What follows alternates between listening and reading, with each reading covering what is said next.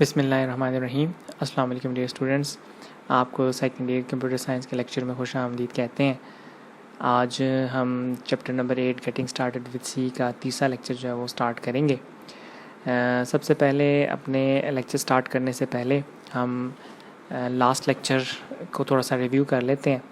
Last lecture में हमने history की बात की थी, जिसमें हमने देखा था कि सी लैंग्वेज को डेनिस रिची ने 1972 में जो है इसको बनाया था, और इसकी जो बेस लैंग्वेज थी वो बेसिकली बी लैंग्वेज थी, और उसके बाद फिर इसको सिस्टम प्रोग्राम्स बनाने के लिए इसको डेवलप किया गया था।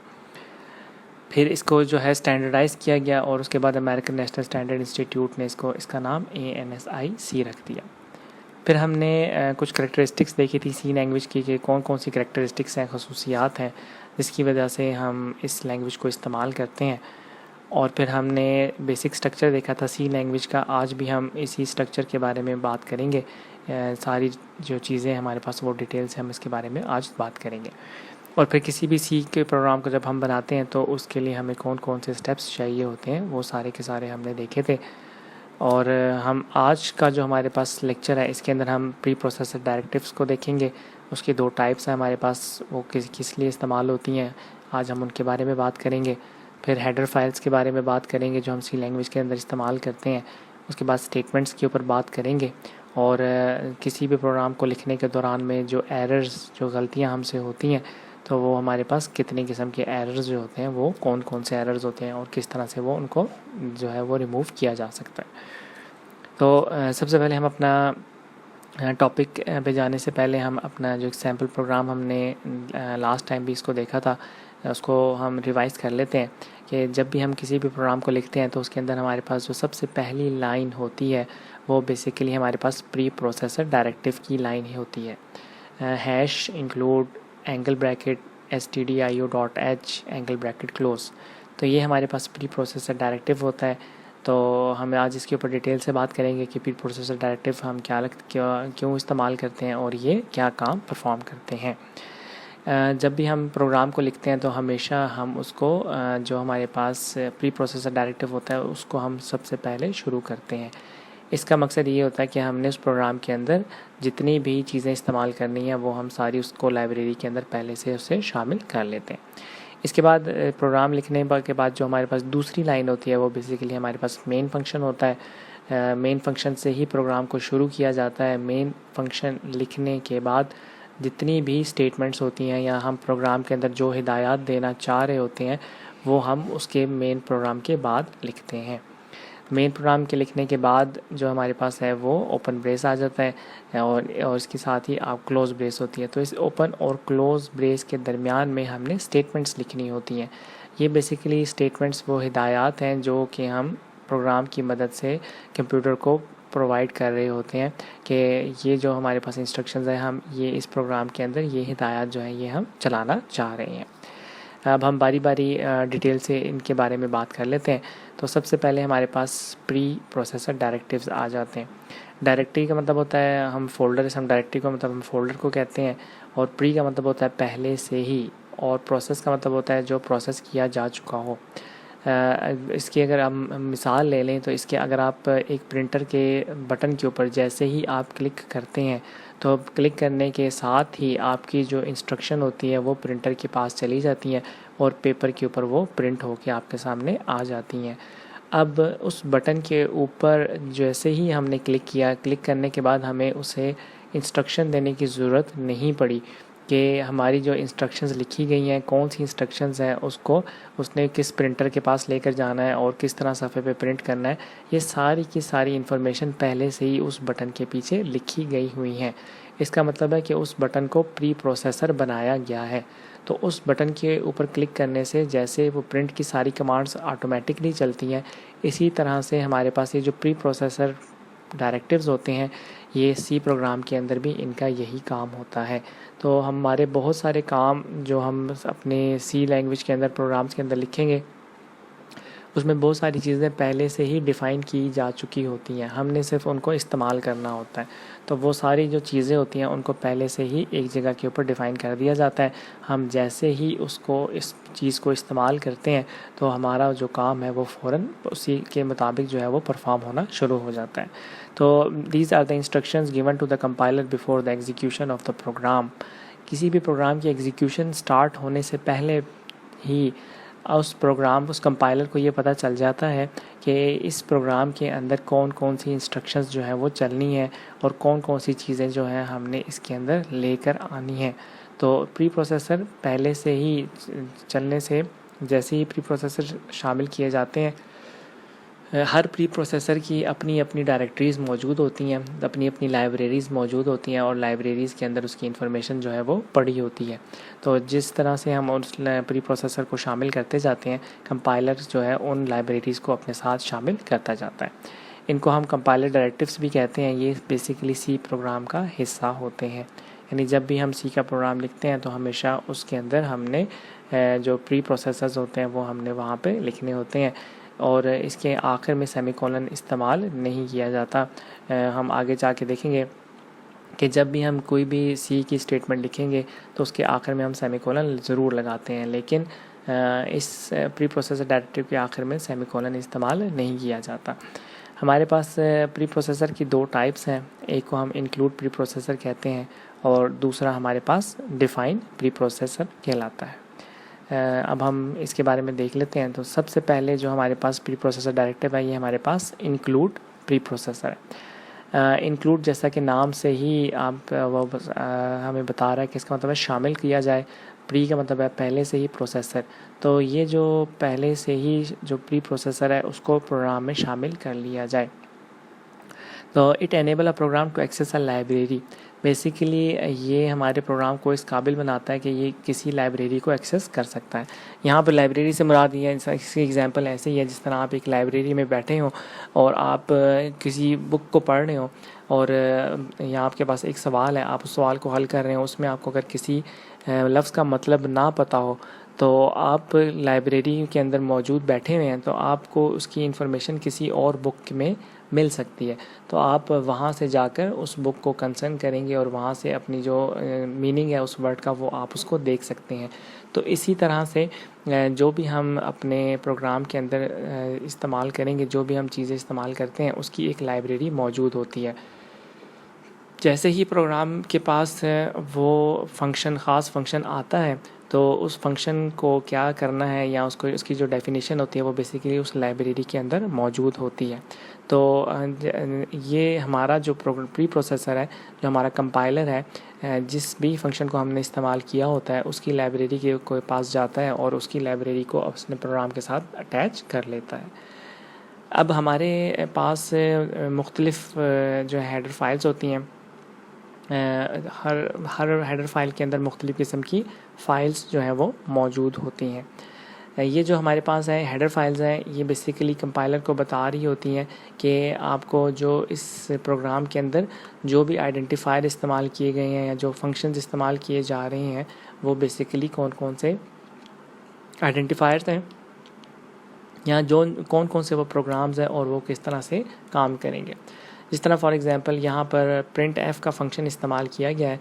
प्रिंट एफ का फंक्शन बेसिकली हमारे जो वेरिएबल होता है उसको स्क्रीन के ऊपर दिखाने के लिए इस्तेमाल किया जाता है। तो जैसे ही हम प्रिंट एफ के फंक्शन को इस्तेमाल करेंगे तो प्रिंट एफ की लाइब्रेरी की जो है मौजूद है। प्रिंट एफ की लाइब्रेरी के अंदर बेसिकली ये डिफ़ाइन किया पहले से ही डिफ़ाइन किया गया है कि जब प्रिंट एफ फंक्शन को इस्तेमाल किया जाएगा तो जो भी आपके पास वेरिएबल है उसकी वैल्यू को स्क्रीन के ऊपर दिखाना है। और ये जो हमारे पास प्रिंट एफ की जो हमारे पास हेडर फाइल है, ये हमारे पास stdio स्टैंडर्ड, std से स्टैंडर्ड और i से इनपुट और o से आउटपुट .h ये हेडर फाइल की एक्सटेंशन होती है। तो studio.h ये बेसिकली हमारे पास इनपुट और आउटपुट के जितने फंक्शंस हैं इनकी सारी की सारी इन्फॉर्मेशन हमारे पास studio.h के अंदर मौजूद होती है। प्रिंट एफ का फंक्शन हम आउटपुट के लिए इस्तेमाल करते हैं, इसी तरह स्कैन एफ का फंक्शन हम इनपुट के लिए इस्तेमाल करते हैं। तो जब भी हम प्रिंट एफ का फंक्शन या स्कैन एफ का फंक्शन इस्तेमाल करेंगे उसके लिए हमारे पास जो प्री प्रोसेसर डायरेक्टिव है वो studio.h ही होगा। इसी तरह हमारे पास मैथ डॉट एच है जिसके अंदर हमारे पास कॉमन मैथमेटिकल ऑपरेशंस जो हैं वो मौजूद होते हैं। साइन, कॉस, टेंजेंट, इस तरह की जो वैल्यूज़ हैं ये हमारे पास मैथ डॉट के फंक्शन प्री प्रोसेसर के अंदर इस्तेमाल होती हैं। तो जब भी हम किसी भी मैथमेटिकल ऑपरेशन को अपने प्रोग्राम में शामिल करेंगे तो उसके लिए हमें मैथ डॉट एच का जो प्री प्रोसेसर डायरेक्टिव है वो भी साथ में शामिल करना होगा। अगर हम ऐसा फंक्शन इस्तेमाल कर लेते हैं और उसके साथ में हेडर फाइल जो है वो शामिल नहीं करते तो जो हमारे के पास प्रोग्राम है वो एरर जनरेट करेगा, क्योंकि जिस फंक्शन को आपने इस्तेमाल किया उसकी हेडर फाइल मौजूद नहीं होगी तो उसकी लाइब्रेरी फ़ाइल को भी कॉल नहीं किया जा सकेगा। इसलिए हम जितने भी फंक्शंस को या जितने आइडेंटिफायर्स को इस्तेमाल करते हैं उसके साथ जो है उसकी प्री प्रोसेसर डायरेक्टिव का होना भी ज़रूरी होता है। इसका सिंटैक्स जो है वो उसको लिखने का तरीका हैश से हम इसको हमेशा शुरू करते हैं। इंक्लूड लिखा जाता है और जो इंक्लूड है हमने सी लैंग्वेज में पढ़ा था कि बेसिकली जितने भी हमारे पास सी लैंग्वेज के कीवर्ड्स हैं ये लोअर केस में लिखे जाते हैं। तो इंक्लूड के बाद ये एंगल ब्रैकेट है इसमें, फिर इसके बाद फिर हम स्टैंडर्ड हेडर फाइल लिखते हैं एंगल ब्रैकेट्स के दरमियान में। अब ये जो हमारे पास स्टैंडर्ड हेडर फाइल्स है ये स्टूडियो डॉट एच भी हो सकती है, ये कॉन IO डॉट एच भी हो सकती है और ये मैथ डॉट एच भी हो सकती है। बाज़ दफ़ा आपको किसी प्रोग्राम के अंदर एक ही हेडर फाइल की ज़रूरत पड़ेगी और बाज़ दफ़ा किसी प्रोग्राम के अंदर आपको तीनों हेडर फाइल्स की ज़रूरत भी पड़ सकती है। तो ये प्रोग्राम की रिक्वायरमेंट के ऊपर डिपेंड करता है कि हाँ किस तरह का हमें प्रोग्राम जो है या किस तरह की हमें जो हेडर फाइल्स है वो उसकी ज़रूरत है।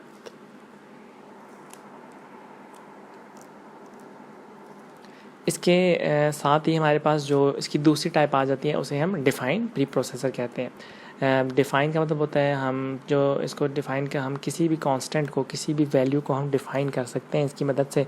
अगर हम आपके पास कोई एक ऐसी वैल्यू है जो हमारे पास जो पीछे हमने प्री प्रोसेसर पढ़े हैं इंक्लूड डायरेक्टरी के अंदर नहीं मौजूद होती, आप अगर उसको खुद से डिफ़ाइन करना चाहते हैं तो उसको हम डिफ़ाइन भी कर सकते हैं डिफ़ाइन प्री प्रोसेसर की मदद से। इसको हम हैश सिंबल के साथ इस्तेमाल करते हैं और इसके आखिर में भी जो सेमीकोलन है उसको हम नहीं लिखते। इसका सिंटैक्स जो है हैश के बाद डिफ़ाइन लिखा जाता है, उसके बाद आप आइडेंटिफायर कोई भी आप नाम लिखते हैं और उसके बाद आप उसको एक वैल्यू असाइन करते हैं। हैश बेसिकली ये start of the pre processor directive है, ये बता रहा होता है कि हमारा जो प्रोग्राम है वो कहाँ से स्टार्ट होगा। डिफ़ाइन का मतलब होता है कि ये आप इस कांस्टेंट को डिफ़ाइन करने जा रहे हैं जो हमारे पास इस वक्त हम लाइब्रेरीज़ के अंदर मौजूद नहीं है। आइडेंटिफायर आप इसको कोई भी नाम असाइन कर सकते हैं, जो भी नाम आप उस आइडेंटिफायर को देना चाहते हैं आप उसको असाइन कर सकते हैं और उसके बाद उसकी एक वैल्यू होती है जो कि इस आइडेंटिफायर को वैल्यू जो है वो असाइन करनी होती है, वो हम इसके अंदर हम इसकी वैल्यू लिख देते हैं। एग्जांपल है हैश डिफ़ाइन, ये हमारे पास सिंटैक्स के अंदर मौजूद है। यहाँ पर हमने जो आइडेंटिफायर है उसको पाई का इसका नाम दिया है PI, कैपिटल में हमने इसे लिखा हुआ है। तो और इसकी जो वैल्यू है वो 3.1415 है, ये बेसिकली एक स्टैंडर्ड पाई की वैल्यू है। तो हम अपने प्रोग्राम के अंदर PI की वैल्यू जब भी इस्तेमाल करेंगे तो हमें उसके बाद उसको वैल्यू 3.1415 देने की ज़रूरत नहीं पड़ेगी। तो जहाँ पे ये वैल्यू इस्तेमाल हो रही होगी, पाई की वैल्यू जहाँ पर इस्तेमाल हो रही होगी वहाँ पर ऑटोमेटिकली 3.1415 वैल्यू जो है वो इस्तेमाल हो जाएगी। तो ये हमारे पास डिफ़ाइन प्री प्रोसेसर का फ़ायदा होता है, इसकी मदद से हम अपनी मर्ज़ी से भी प्री प्रोसेस जो है वो बना सकते हैं।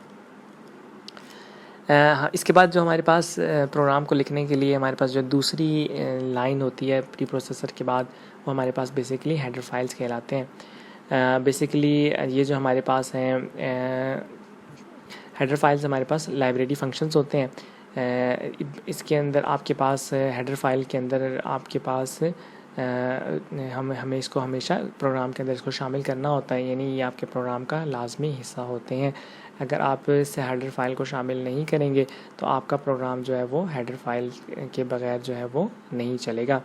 जो इसके अंदर हमारे पास हेडर फाइल है वो बेसिकली इंक्लूड की जो हमारे पास सब डायरेक्टरी होती है उसके अंदर हम इसको इस्तेमाल करते हैं। और जो हेडर फाइल का जो हमारे पास नाम होता है वो आमतौर पे हम उसको ब्रैकेट्स में लिख रहे होते हैं। इसका जो हमारे पास सिंटैक्स है उसका हैश इंक्लूड, हम उसके बाद हम हेडर फाइल का जो है वो नाम लिखते हैं। इसके बाद जो है हमारे पास मेन फंक्शन है। मेन फंक्शन बेसिकली हमारे पास ये दूसरी लाइन होती है प्रोग्राम की। मेन फंक्शन बेसिकली वो जगह होती है जहाँ से आपके प्रोग्राम की एग्जीक्यूशन जो होती है वो स्टार्ट होती है। जैसे ही आपका प्रोग्राम स्टार्ट होगा तो आपका प्रोग्राम हमेशा मेन फंक्शन से ही एंटर होता है और उसकी जो एग्जीक्यूशन होती है वो हमेशा मेन फंक्शन से ही स्टार्ट होती है। यानी अगर आप मेन फंक्शन को जिस भी जगह पे लिखेंगे तो में आपके पास प्री प्रोसेसर के बाद जो सबसे बाद पहली लाइन चलनी होती है वो मेन फंक्शन होता है। इसका जो सिंटैक्स है उसमें हम सबसे पहले वॉइड लिखते हैं, वॉइड के बाद फिर हम मेन लिखते हैं और उसके बाद ब्रैकेट के अंदर दोबारा वॉइड लिखा जाता है। इसमें जो आपको सबसे पहला वॉइड नज़र आ रहा है ये बेसिकली हमारे पास एक कीवर्ड होता है, इसको हम वॉइड कहते हैं। वॉइड का मतलब होता है एम्प्टी, इसको खाली कहा जाता है। हम आगे चल के चैप्टर नंबर 13 में हम इसके बारे में डिटेल से पढ़ेंगे। फ़िलहाल इसका मतलब वॉइड का मतलब होता है एम्प्टी, यानी कि हम यहाँ पर किसी भी वैल्यू को इस्तेमाल नहीं कर रहे। तो इसके बाद हम मेन जो है वो नेम फंक्शन का नाम है, यहाँ पर हम मेन फंक्शन है। इसके अलावा भी हम मज़ीद फंक्शंस भी क्रिएट कर सकते हैं, ये भी हम अगले चैप्टर्स में जाकर देखेंगे कि अगर हम अपने नाम से या अपनी मर्ज़ी का कोई फंक्शन क्रिएट करना चाहते हैं तो हम वो किस तरह से क्रिएट कर सकते हैं। और इसके बाद जो आपको ब्रैकेट्स के अंदर वॉइड नज़र आ रहा है ये बेसिकली पैरामीटर्स होते हैं जो कि हमने फंक्शन को पास करने होते हैं। और इस वक्त वॉइड का मतलब ये है कि इस वक्त हमने कोई भी पैरामीटर्स जो है वो मेन को जो है वो प्रोवाइड नहीं करने। तो हमारा जो प्रोग्राम है वो इस वक्त बग़ैर किसी रिटर्न वैल्यू के और बग़ैर किसी पैरामीटर के मौजूद है। और ये हमारे पास लाइन जो है ये जो हमारे पास प्रोग्राम लिखने के बाद पहली लाइन होती है। अब इसके हमारे पास एग्जांपल हम देख लेते हैं। हैश इंक्लूड stdio.h, ये हमारे पास वो प्री प्रोसेसर डायरेक्टिव है, यह हेडर फाइल है जिसको हमने सबसे पहले प्रोग्राम में शामिल किया है। और इसको लिखने के फ़ौरन बाद हमने अपना मेन प्रोग्राम लिखा है, मेन फंक्शन लिखा है, इसमें वाइड मेन और आपके पास ये ब्रैकेट्स हैं। और ये जो आपके पास ये जो दो ब्रैकेट्स आपको नज़र आ रही हैं ये हमारे पास ओपन ब्रेस है और ये क्लोज ब्रेस है। और इसके अंदर हमने एक मैसेज लिखा है hello world of C programming. ये जो hello world of C programming है ये बेसिकली स्टेटमेंट्स कहलाती हैं। तो हम मेन फंक्शन लिखने के बाद हम स्टेटमेंट्स जो हैं वो लिखते हैं। ये स्टेटमेंट्स जो हैं वो डिपेंड करती हैं कि आप कितनी स्टेटमेंट्स जो हैं किसी भी प्रोग्राम के अंदर आप इस्तेमाल करना चाहते हैं। आप चाहते हैं इस वक्त हम इस प्रोग्राम के अंदर हमने सिर्फ एक ही स्टेटमेंट इस्तेमाल किया है जो कि स्क्रीन के ऊपर hello world of C programming जो है ये हमें दिखाएगा। हम अपनी ज़रूरत के मुताबिक जितनी भी लाइन ऑफ कोड्स जो हैं या जितनी भी स्टेटमेंट्स इस्तेमाल करना चाहते हैं हम वो इस्तेमाल कर सकते हैं। इसकी जो आपके पास जो है वो तादाद है वो हज़ारों में भी हो सकती है। तो एक ही कोड के अंदर कई थाउजेंड्स ऑफ लाइंस भी इस्तेमाल की जा सकती हैं। तो मेन फंक्शन लिखने के बाद हम ब्रेसेस लगाते हैं और ब्रेसेस के अंदर जो कुछ भी लिखा जाता है वो बेसिकली उसकी स्टेटमेंट्स जो है वो स्टेटमेंट्स कहलाती हैं। और हम अब ये जो मेन फंक्शन है ये इन्हीं स्टेटमेंट्स को बेसिकली चला रहा होता है। अब ये जो हमारे पास प्रिंट एफ है, इस प्रिंट एफ की जो डेफिनेशन है वो इस जो stdio की लाइब्रेरी फ़ाइल है इसके अंदर मौजूद है। हमें प्रिंट एफ को बताने की ये ज़रूरत नहीं है कि उसने प्रिंट एफ का मकसद ये है कि हम स्क्रीन के ऊपर इसका आउटपुट देखना चाहते हैं। जैसे ही हम अपने इस प्रोग्राम को एग्जीक्यूट करेंगे हमारा ये प्रोग्राम जो है hello world of C programming हमें स्क्रीन के ऊपर दिखा देगा। तो ये जो प्रिंट एफ है ये बेसिकली इस लाइब्रेरी के अंदर डिफ़ाइन है और हमने उसके लिए उसका जो लाइब्रेरी फ़ाइल थी वो भी हमने इसके साथ शामिल की है। लाइब्रेरी फ़ाइल के फ़ौरन बाद मेन फंक्शन के बाद जो पहली स्टेटमेंट होगी वो हमेशा पहले ही एग्जीक्यूट होगी। इसके बाद जो दूसरी स्टेटमेंट होगी वो दूसरे नंबर के ऊपर एग्जीक्यूट की जाती है। मेन फंक्शन के बाद जो हमारे पास है हमारे पास जो टॉपिक है वो हमारे पास किसी भी प्रोग्राम को लिखने के दौरान में जब हम जो भी मिस्टेक्स करते हैं वो हमारे पास एरर्स कहलाते हैं। आम तौर पे हमारे पास 3 किस्म के एरर्स हैं। एक को हम सिंटैक्स एरर कहते हैं, एक हमारे पास लॉजिकल एरर है और तीसरा हमारे पास रन टाइम एरर होता है। अब हम जो बारी बारी इन एरर्स की बात कर लेते हैं कि हमारे पास ये एरर्स क्या होते हैं और वो किस तरह से क्रिएट होते हैं। सबसे पहले हम सिंटैक्स एरर की बात करते हैं कि हमारे पास जो सिंटैक्स एरर है बेसिकली ये हमारे पास किसी भी प्रोग्राम को लिखने के कुछ रूल्स होते हैं। तो हम जब भी किसी भी प्रोग्राम को लिखते हैं तो हम उसको उसके रूल्स के मुताबिक जो है वो लिखते हैं। तो जैसे ही हम अपनी स्टेटमेंट्स लिखते हैं रूल के मुताबिक तो वो हमारे पास बेसिकली उसका सिंटैक्स कहलाता है। और जब हम इस रूल की वायलेशन करते हैं तो हमारे पास जो है एरर जो है वो जनरेट हो जाता है अगर हम कोई भी इनवैलिड स्टेटमेंट जो है वो लिखने की कोशिश करते हैं। तो कंपाइलर के अंदर क्योंकि ये सारे के सारे किसी भी लैंग्वेज को के बारे में जो सारे जो उसके रूल्स होते हैं वो डिफ़ाइन होते हैं, तो जैसे ही हम किसी भी इनवैलिड स्टेटमेंट को लिखते हैं तो कंपाइलर फ़ौरन से उसको डिटेक्ट कर लेता है, और डिटेक्ट करने के बाद जो है वो एक एरर जनरेट कर देता है। और एरर उस एरर को जब तक आप एरर को ठीक नहीं कर लेते तब तक कंप्यूटर जो है उस एरर को दुरुस्त नहीं करता, वो एरर जनरेट करता रहता है और आपको वो एरर ठीक करना होता है। जैसे ही आप उस एरर को ठीक करेंगे उसके बाद कंपाइलर आपके प्रोग्राम को अच्छे तरीके से कंपाइल करेगा और उसके बाद आपको स्क्रीन के ऊपर आपकी आउटपुट जो है वो नज़र आ रही होगी। तो किसी भी लैंग्वेज के रूल्स को सीखना, उसको इस्तेमाल को देखना, ये बहुत ज़्यादा ज़रूरी होता है। सिंटैक्स एरर के अंदर अगर आपके पास एक छोटी सी, अगर आप एक सेमीकोलन, यानी हम हर स्टेटमेंट के एंड में सेमीकोलन इस्तेमाल करते हैं, अगर आपने किसी भी प्रोग्राम के एंड के ऊपर सेमीकोलन भी मिस कर दिया, हालांकि ये एक छोटी सी मिस्टेक है, लेकिन फिर भी कंपाइलर जो है आपके प्रोग्राम को एग्जीक्यूट नहीं करेगा। इसमें एग्जांपल है, हमारे पास हम फॉर का एक स्टेटमेंट है, हम इसके अंदर इस्तेमाल करते हैं, आप गलती से F4RR लिख देते हैं, तो इस एक लफ्ज़ की गलती की वजह से आपका पूरा प्रोग्राम जो है वो कंपाइल नहीं होगा। और जब तक आप इस अपनी मिस्टेक को ठीक नहीं कर लेंगे, आप अपने प्रोग्राम को कंपाइल नहीं कर सकते।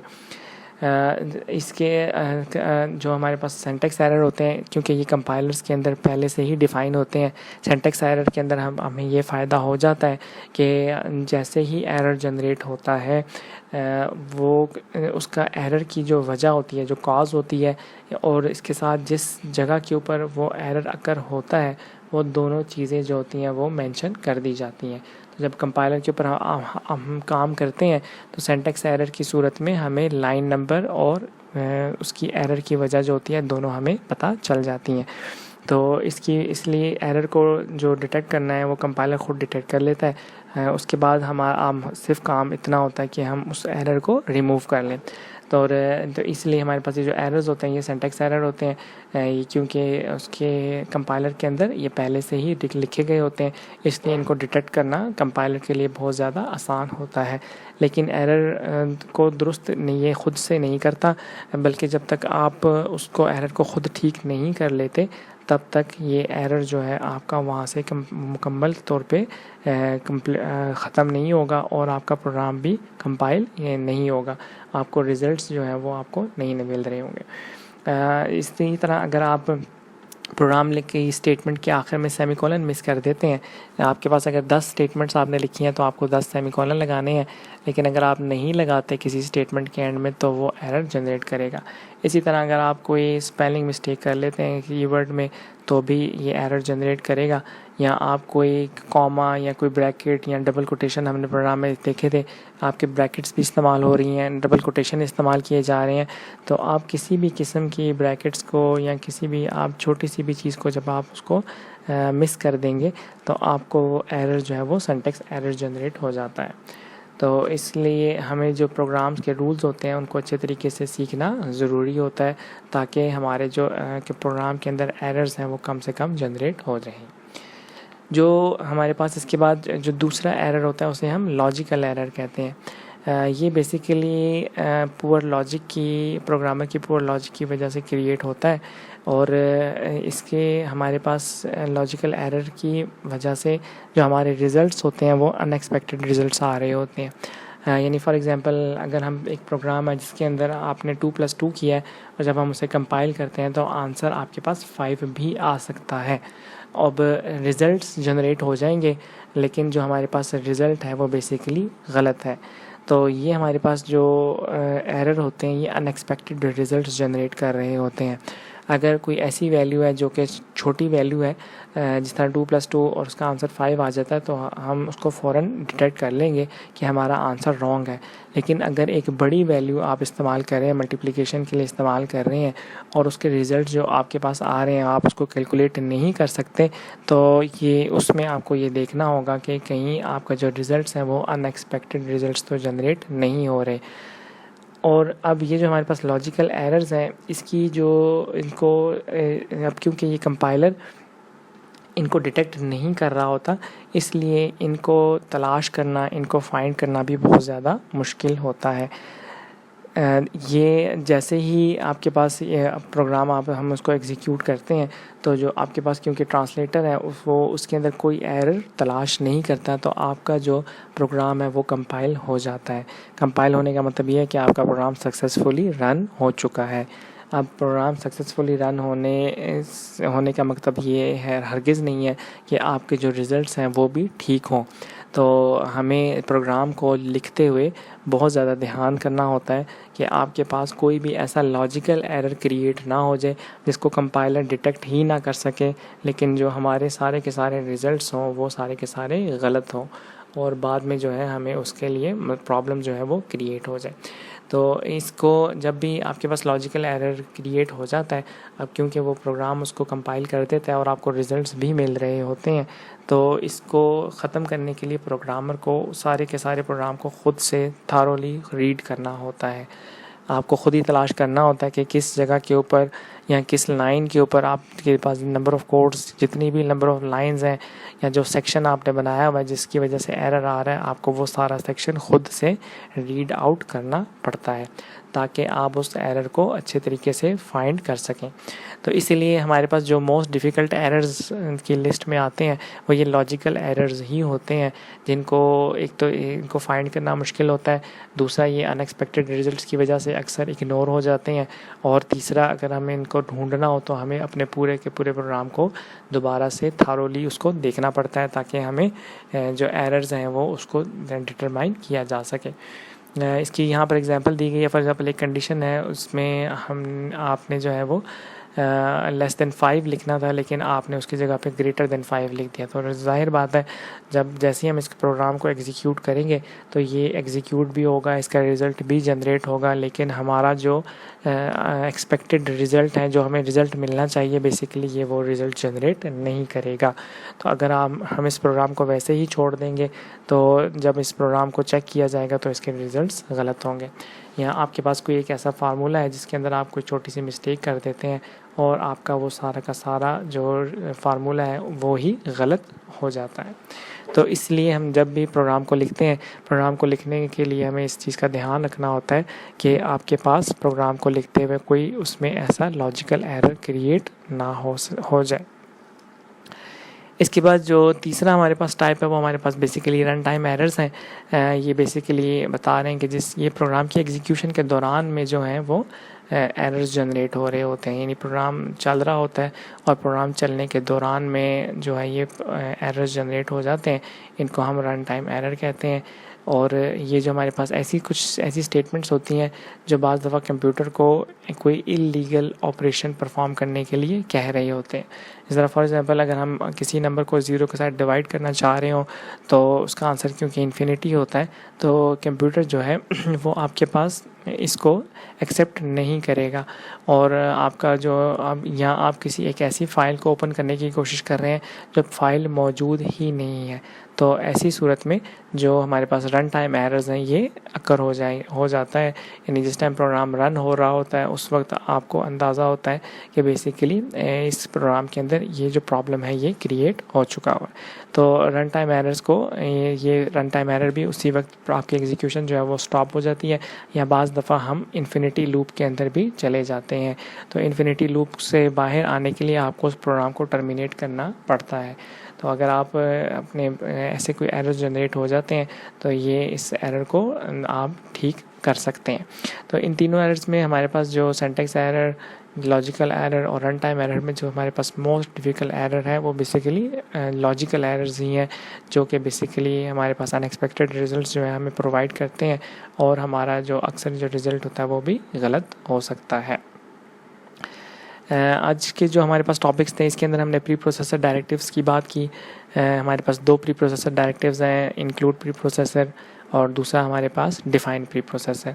हमने इन दोनों के इस्तेमाल की बात की कि कुछ जो आपके पास इंक्लूड के साथ प्री प्रोसेसर्स हैं ये बेसिकली पहले से ही डिफ़ाइन प्री प्रोसेसर्स होते हैं, इनकी लाइब्रेरीज़ मौजूद होती हैं, लेकिन अगर इनके अलावा भी हम किसी को इस्तेमाल करना चाहते हैं तो वो आप उसको डिफ़ाइन के ज़रिए से इस्तेमाल कर सकते हैं।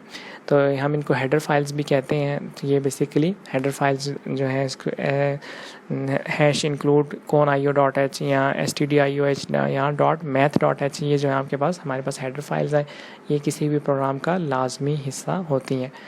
जो हम जब भी अपने प्री प्रोसेसर डायरेक्टिव लिखते हैं उसके बाद जो हमारे पास लाइन लिखी जाती है वो हमारे पास मेन फंक्शन होता है।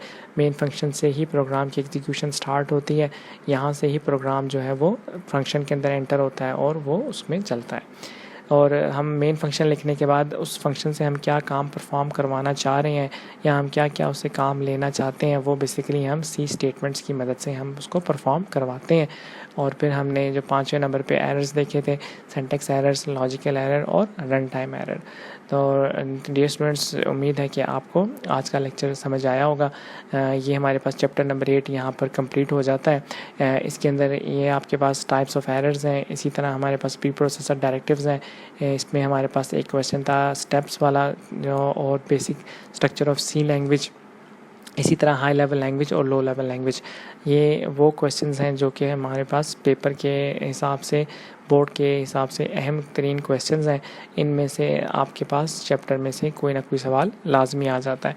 तो आप अपनी बुक से कंसर्न करने के बाद इन टॉपिक्स को कम्प्लीटली उनको याद भी करें और याद करने के बाद उसको आप रिटन टेस्ट के तौर पे भी उसे करें। इंशाल्लाह ताला नेक्स्ट वीक चैप्टर नंबर 9 के साथ जो है दोबारा टॉपिक लेके हाजिर होंगे। तब तक अल्लाह हाफिज़।